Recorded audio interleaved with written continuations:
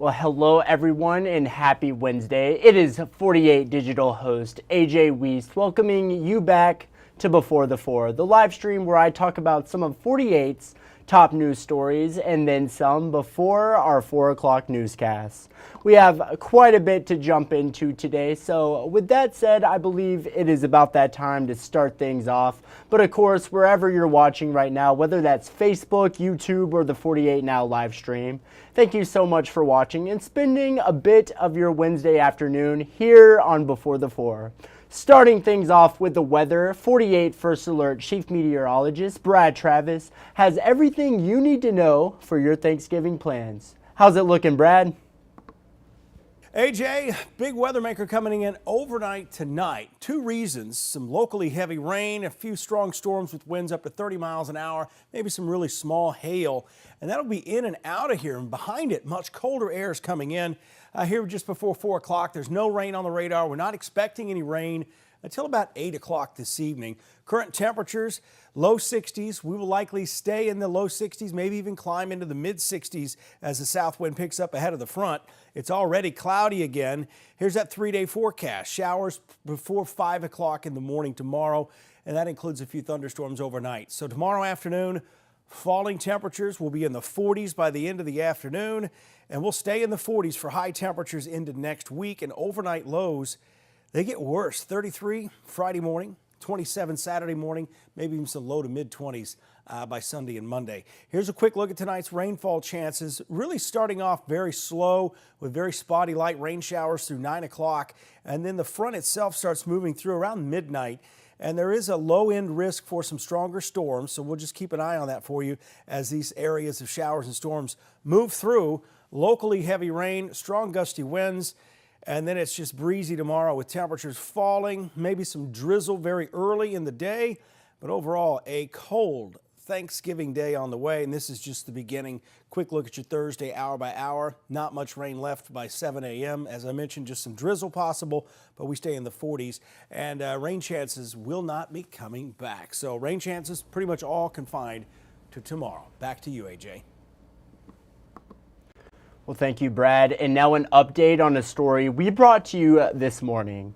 Earlier today, we reported that Alabama A&M football player Medrick Burnett Jr. had passed away after the university released a statement on his death. We are now learning that Burnett is still alive. Burnett's mother, Denise Burnett, has released a statement. She said, "When the time comes, we will issue a statement about what we've been through." Now, this is all the further information on this situation we have at this time, but we'll be sure to update you as soon as we learn more. Stay tuned to our evening newscasts.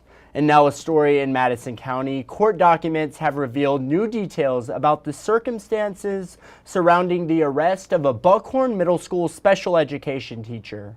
According to those court documents, 60-year-old Karen Howard slapped a 13-year-old boy in the face multiple times and even bent his fingers backward. This alleged incident happened at school on November 19th. Howard was arrested on Saturday following an investigation. She has since bonded out of jail and has been suspended from teaching while the investigation into what happened continues. She's set to be in court for a hearing on December 18th. And now a story, in case you missed it. Friends and family of a missing Franklin County man are still searching for answers on where he might be. 48's Aria Pons is on your side with the latest details. Timothy Campbell disappeared in the Phil Campbell area. He's been missing for well over a month, and friends and family are still trying to track down what could have happened. They say something must have gone wrong, and they're hoping to find him safe and sound soon. I was told by friends that Campbell's glasses were found near the property where he was last seen. The sheriff confirms investigators have found evidence and are still waiting to hear back from forensics on it. It's at the forensics lab. We've questioned some different people. And basically, at this point, we're just trying to track down exactly what happened or what could have happened or where he may be.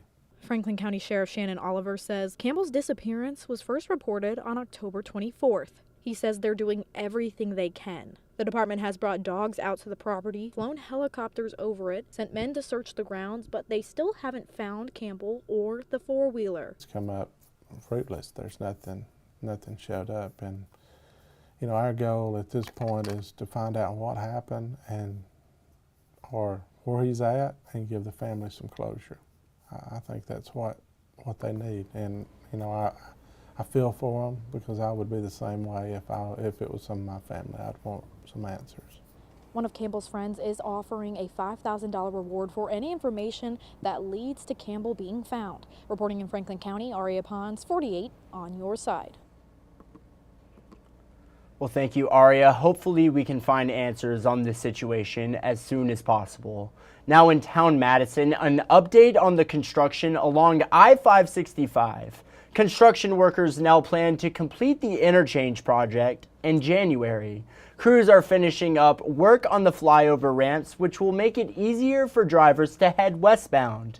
48 Sarah Grace Kennedy earlier today spoke with Mayor Paul Finley, who says the project is aimed at reducing traffic delays in the area. It will also make the baseball fan experience so much better. Take a listen. As folks are looking to get to the Trash Panda games, which start in April, this will make it easy from anywhere to get into those games. Again, 70 games where better access just gives families a little bit easier in and out, which we're really excited about. And speaking of construction, drivers are still waiting for the construction on Memorial Parkway to finally end. 48's Nick Ballinger with the latest on that construction. Orange traffic cones, bumper-to-bumper traffic, and brake lights are all drivers have seen for over a year now on one stretch of Memorial Parkway.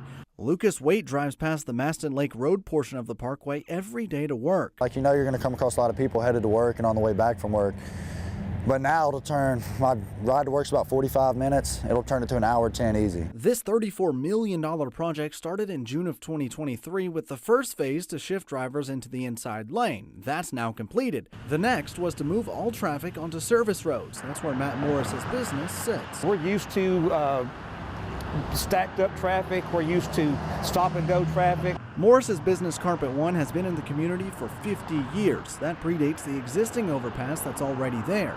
He says that construction did more than just increase traffic. We took part of this used to be our building right here. We lost part of our building. He's hopeful this new overpass won't affect his business like it has to others. But since that overpass got built, those have changed ownership like 3 or 4 times. Their business has been really impacted. When the overpass is actually finished, I think it's going to make things actually better. Us being in the flat part or the valley part of the overpass, it's easier to get to us. Thank you, Nick. And some of you might also be looking for an update to the hands-free driving ordinance that went into effect earlier this year. Nick Ballinger recently caught up with local law enforcement on the new law. Take a listen. When the hands-free ordinance went into effect nearly 6 months ago, Huntsville resident Robert Brown was relieved. Actually, I thought it was about time. You know, it really upsets me that people don't pay more attention to what's going on the road. The ordinance prohibits drivers from having their cell phone in their hand at all while driving, even for phone calls. I think a lot of people have learned now that this ordinance has went in that they can't do that. We still see it, but I don't feel like it is as frequent as what it was. The frequency is in the numbers. As of November 18th, HPD officers pulled over 198 drivers. 135 of those were slapped with the $50 ticket and 63 received warnings. HPD traffic officer Charles Nix says the purpose of this law is not to punish drivers, but to teach them good habits. If you're looking down at your phone and something happens in front of you, you may, never look up before you see what has happened, but if you do, that time while you're on your phone is time that you've lost. But don't think you'll be so lucky to get a warning. Nick says they don't come often. Most of the ones that I've written warnings at this point are from outside of the city limits, and it's an opportunity for us to educate them for when they are in the city, what they can and can't do. I don't text, I don't look at the phone, I don't even answer the phone when I'm driving. And maybe that's, you know, being an elder citizen, so to speak, but I just don't do it. Nick Ballinger, 48 News, on your side. Well, thank you, Nick. Now, coming up after the break, we'll talk about some fun things to do in Huntsville as the holiday season approaches, places to shop for Small Business Saturday this weekend, and an awesome Thanksgiving story for you all coming up. It's all ahead in 20 seconds. See you then.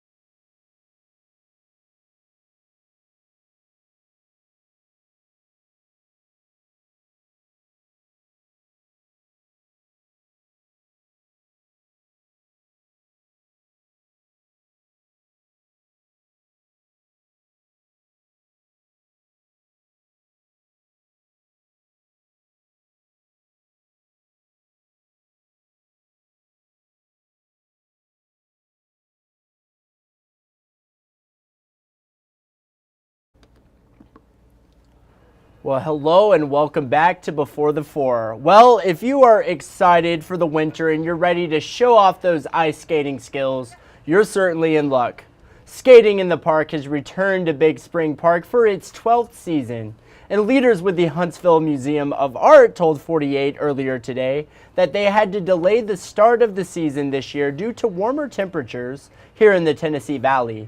But now the temps have dropped and they are ready for people to hit the ice. 48's Claudia Peppenhorst spoke with Sherry Brucker with the Museum of Art, and take a listen to what she had to say. People love to come out here and try something new if they have never been on ice skates before, and it's fun to come out here and just watch. Some very talented ice skaters are drawn to our skating rink, and they come year after year and can't wait for it. Definitely sounds like a lot of fun. I know I will be sometime in the near future. I'll be checking it out, showing off my skating skills. There's not a lot of skills there, but I do know how to skate. I took an ice skating class in college. I'll admit it, I was probably one of the worst in that class, but I still took the class, so definitely want to check that out soon. But now in Athens, in case you missed it, a brand new food city is coming to town. Yesterday, 48's Noah Cowell went up to Athens to speak with Mayor Ronnie Marks. Take a listen. Margot, this lot may not look like much right now, but before you know it, residents of West Athens will be coming here to satisfy their grocery needs in the area's first food city. On Monday night, Athens City Council approved an economic development agreement that will bring yet another food city grocery store to North Alabama. It will be built on the lot at the intersection of Elm and Lucas Ferry Street. Mayor Ronnie Marks says this is part of town that has needed some retail development for a while.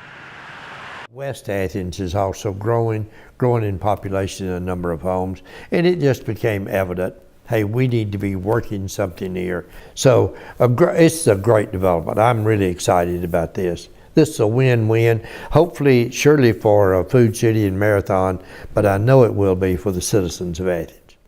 He says the store is expected to benefit the city financially, creating 200 jobs and bringing in $23 million in expected annual taxable sales. The city has agreed to some tax incentives to help bring the store to Athens. Some residents in nearby neighborhoods enjoy the peace and quiet of this less active part of town, but others are excited for the convenience that a store close by will offer. It's very exciting to see a new grocery store here instead of traveling all the way across town. We need more things on this side of town. It'll be a great addition, and it'll bring some different varieties and more people to Athens as well. Mayor Marks estimates this project to be complete around mid to late 2026. He says this development is just a sign of promising projects to come in this growing city. Reporting in Athens, Noah Cowell, 48 News, on your side. Awesome stuff. Thank you so much, Noah. And in a little bit of breaking news, we just pushed this out here at 48, but currently there is a wreck on the Tennessee River Bridge causing backup from I-65 South to I-565.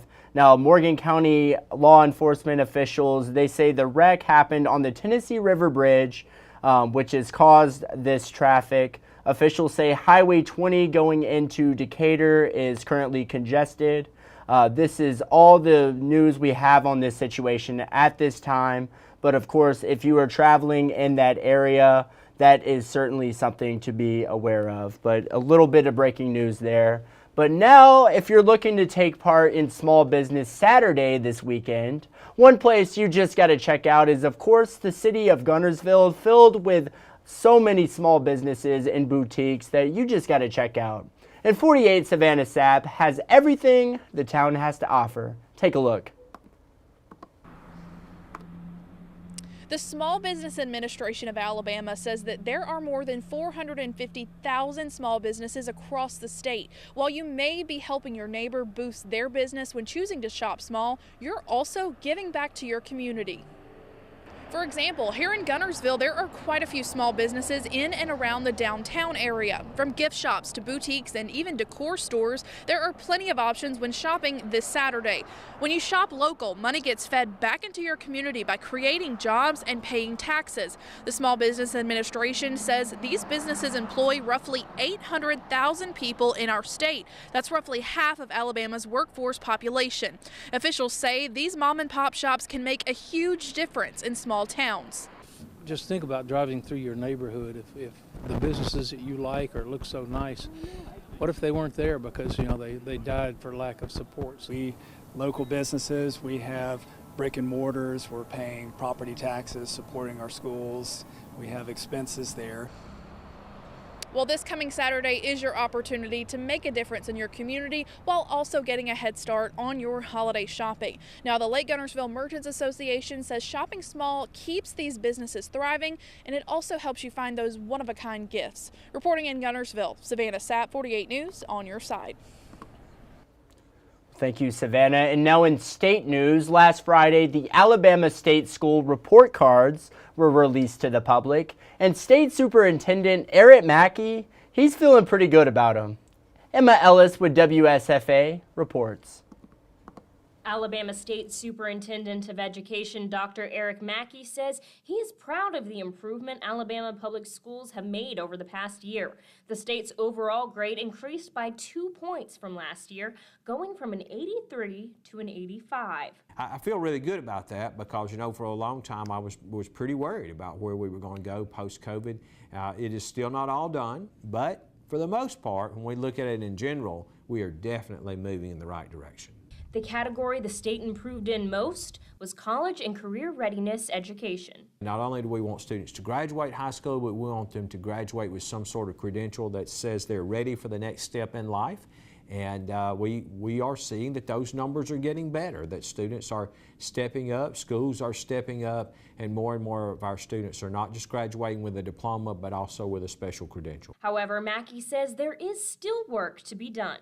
While Alabama excelled in reading, he says the state's math scores did not improve as much as he had hoped. We were so focused on reading that we kind of plateaued on math. Not really so much going back, but definitely plateauing.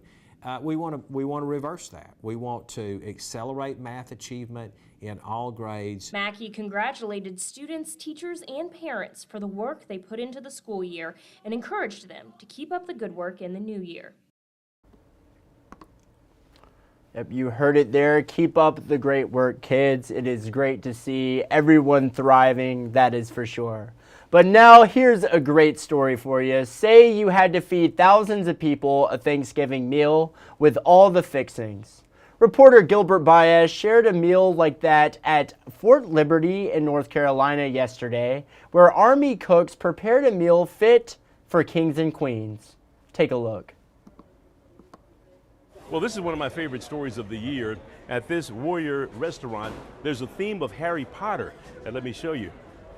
The soldiers are enjoying every moment. Help you on the way to greatness. Oh, no. Harry Potter worked a little magic in the 3rd Brigade Combat Team's Warrior restaurant. These cooks were up at dark 30 this morning putting the finishing touches on this holiday tradition. This is where the officers of the unit serve the meal to their soldiers. It's a way that they show respect and appreciation for what these men and women do every day to protect our freedom. They say the best way to a soldier's heart is through his stomach. So what's on the menu? We have crab legs, we have lobster tails, we have steaks, we have, let's see, I got a whole dang list. We have mac and cheese, green bean casserole. We got turkeys, we got dang netted turkeys, we have ham, we got glaze, we got everything. This is also a competition to see which Warrior restaurant is named Best on Post. But most importantly, it's about soldiers, taking care of soldiers who can't make it home for the holidays. And also this invites all the paratroopers in the brigade to come and enjoy because they can't be home to see their parents or their family to have a warm Thanksgiving dinner. So we're trying to replicate that and give them the same warm feeling.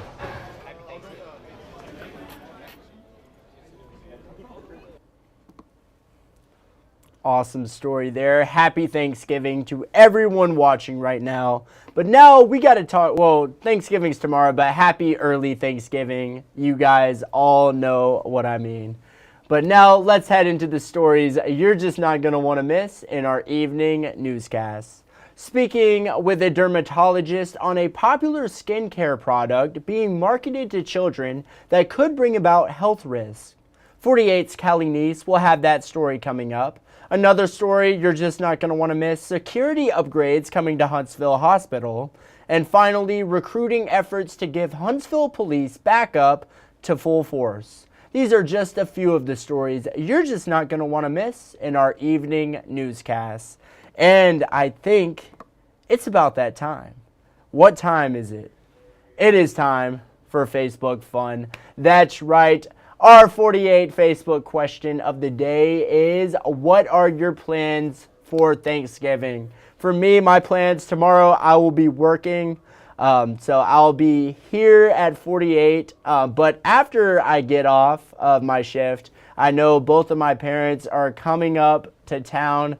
And I know I'm going to get a very nice Thanksgiving meal from my mother. Super excited about that. So, yep, my parents will be coming up. I'll be spending Thanksgiving after work with the folks. I haven't seen them in a little while, and I have certainly missed them. So I'm excited about that. So what I want to know is what you all had to say, and let's see what you all had to say. Michelle said she is staying home and cooking and staying warm and watching the Macy's Thanksgiving Day Parade. That sounds like an awesome Thanksgiving to me, Michelle. That's going to be a great time. Definitely stay warm because you just heard from Brad. It is definitely cooling off within in the next few days. So that is certainly not a bad idea. Michelle, thank you so much for commenting. Scott said he's heading up to the Smoky Mountains. That sounds like a lot of fun. Scott, I hope you have a great time up there. And yeah, just have an awesome time. That is incredible. Such a pretty area, especially this time of the year. There's no doubt about it. Scott, thank you so much for commenting.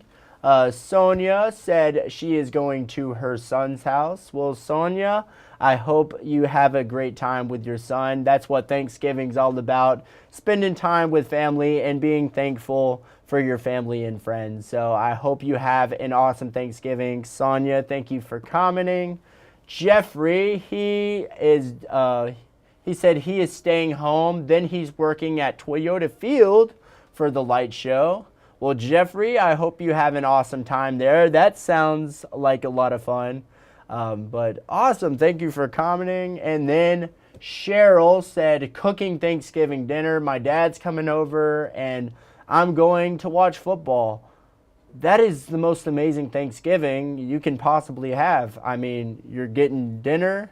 You do have to cook. I have to admit, I like the eating part a little bit better than the cooking part. But that sounds awesome. You get Thanksgiving dinner. Your dad's coming over, spending time with family. And, of course, you got to talk about football. Some good games going on tomorrow. No doubt about it. I know Detroit's playing. Dallas is playing. I believe Dallas is playing the Giants. So a lot of really good games there. Cheryl, thank you so much for commenting. And to everyone who commented and everyone watching right now, happy Thanksgiving. I hope you have a great time. There will not be a Before the Four tomorrow during Thanksgiving, but we will be back in swing on Friday. But yes, thank you all for commenting. Again, happy Thanksgiving. That is just about all she wrote for today's Before the Four. But again, thank you so much for sticking around this Wednesday afternoon. And spending a bit of your Wednesday afternoon here with me. If you haven't done so already, make sure you download the 48 digital app, the 48 First Alert Weather app, and the 48 Sport Zone app. If you turn on those push notifications, you will never miss a breaking news story. But that's about all the time I have. But as always, I want to thank you for watching. You all have a great night.